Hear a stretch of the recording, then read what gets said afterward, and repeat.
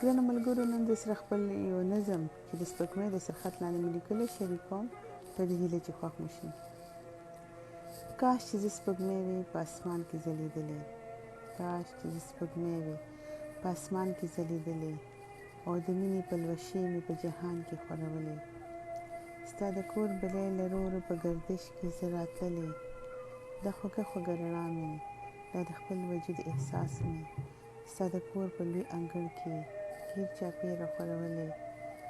د چنبې سره ستا کټوې د وږمو په اللهو کې یو رنګین خیال کې ویده وې.